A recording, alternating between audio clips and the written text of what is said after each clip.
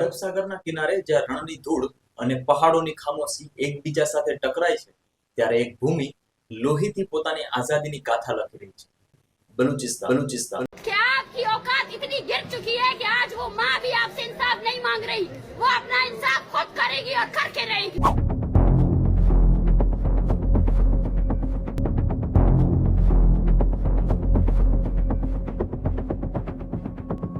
બલુચ નેતા મીરયાર બલુચે સ્વતંત્ર બલુચિસ્તાનની ઘોષણા કરી। સમગ્ર વિશ્વમાં ફરી એક વખત બલુચોના સંઘર્ષની ચર્ચાઓ શરૂ થઈ। ચાલો જાણીએ આ સંઘર્ષ વિશે, જેની આગમાં દરેક બલુચોના ધબકારા આઝાદીની હાકલ કરી રહ્યા છે। आपके नंबर 1 एजेंसी और आर्मी के मिसाइल से मरने वाला जो बच्चा है वो 3 महीने का बच्चा है। 3 महीने के बच्चे भी आपकी बमबारियों से मरते हैं। 3 महीने के बच्चे।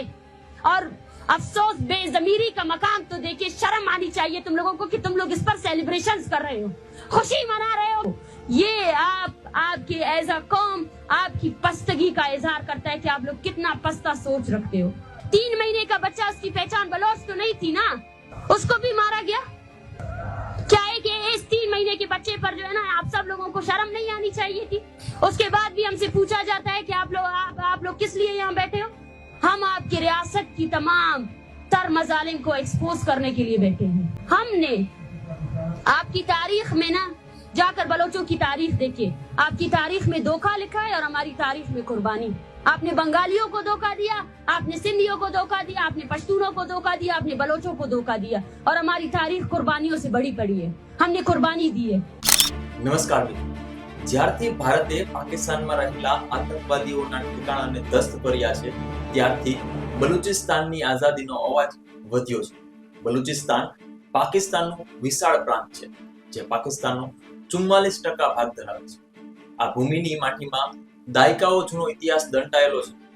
1947માં ભારત અને પાકિસ્તાનના ભાગલા વખતે બલુચ લોકોએ સ્વતંત્ર રાષ્ટ્રનું સ્વપ્ન જોયું, પરંતુ 1848માં પાકિસ્તાનના વડાપ્રધાન જીના અને તેની સેનાએ બળજબરીથી આ ભૂમિને પચાવી પાડી। ત્યારથી બલુચ લોકોનું હૃદય એક જ નારા સાથે ધબકે છે, આઝાદી।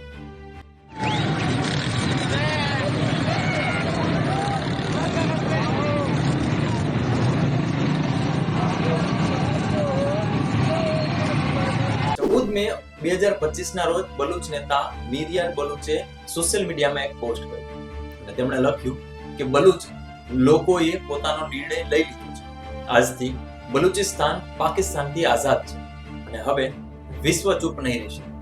તેમણે પાકિસ્તાન પર પણ આરોપ લગાવ્યો કે 1947 થી આંતરરાષ્ટ્રીય ભંડોળનો દુરુપયોગ કરીને આતંકવાદને ઉછેરવામાં આવી રહ્યું છે।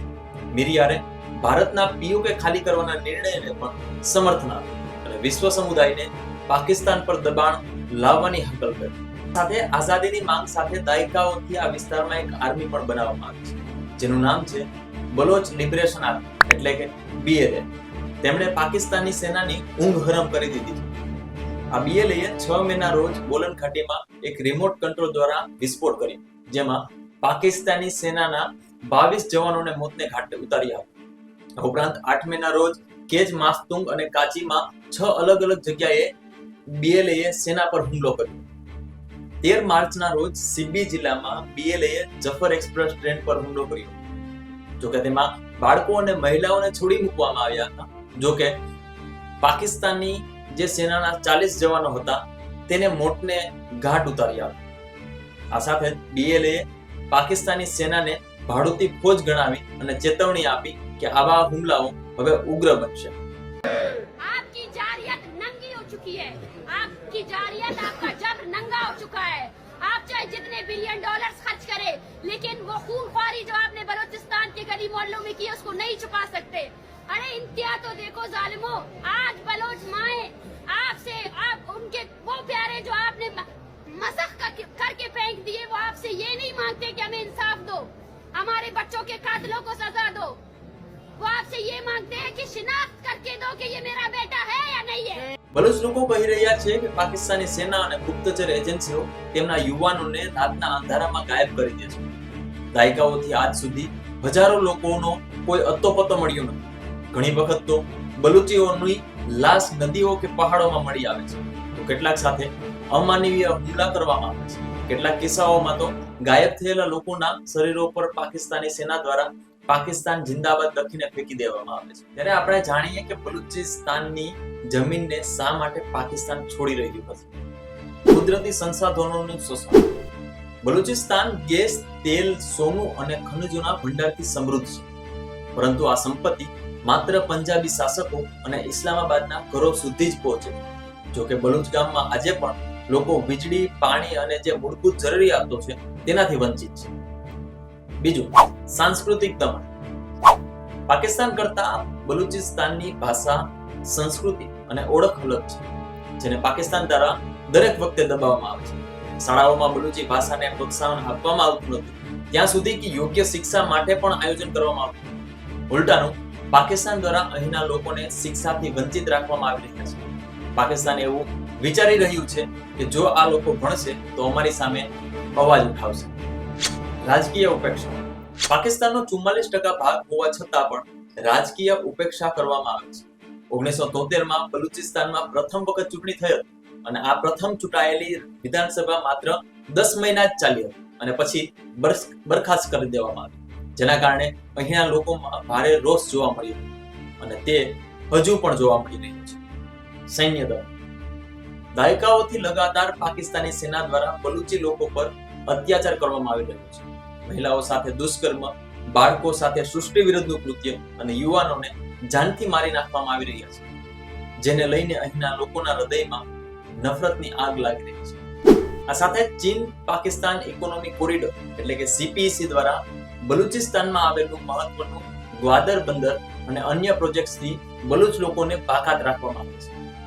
જોકે આ યોજના પાકિસ્તાન અને ચીન અરબી સમુદ્રમાં વ્યાપાર અને માર્ગો ખોલી રહ્યા છે, જોકે અહીંના લોકોને કોઈ પણ લાભ આપવામાં આવી રહ્યો નથી. જોકે સામાન્ય રીતે બલુચિસ્તાનનો સંઘર્ષ આંતરરાષ્ટ્રીય પટલ પર ઘણીવાર અવગણવામાં આવે છે. બલુચીઓનું કહેવું છે કે વિશ્વનું ધ્યાન મોટા યુદ્ધો પર તો છે, પરંતુ તેની નાની લડાઈ કોઈ સાંભળવા તૈયાર નથી.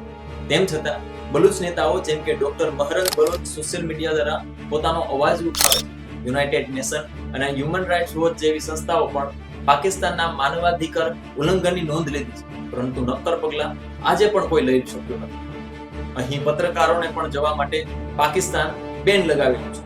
આ એક એવી ભૂમિની ગાથા છે જે પોતાની ઓળખ, સંસ્કૃતિ અને આઝાદી માટે લોહીના દરિયામાંથી પસાર થઈ રહી છે. આ કહાની હજુ અધૂરી છે, પરંતુ બલુચ લોકોનું સ્વપ્ન અડગ છે. એક એવો દિવસ જ્યારે તેમની ધરતી ખરેખર આઝાદ થશે અને રણની ધૂળમાંથી શાંતિનો સૂરજ ઉગશે.